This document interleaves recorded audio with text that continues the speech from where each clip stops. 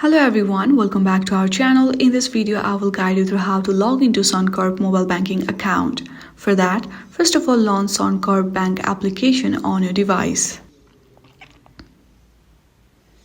Once the application is open, there you'll see two options, that is first time using this app and returning app user. For now, we are selecting returning app user. If you are using this app for the first time, then simply tap on first time using this app option available there. For now, we are tapping on returning app user to log into your account.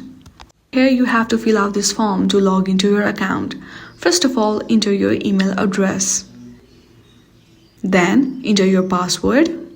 If you do not remember your password, then simply tap on forgot password option available there.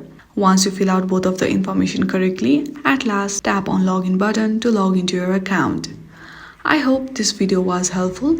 If you like this video, then please do not forget to like and subscribe to our channel. Thank you for watching.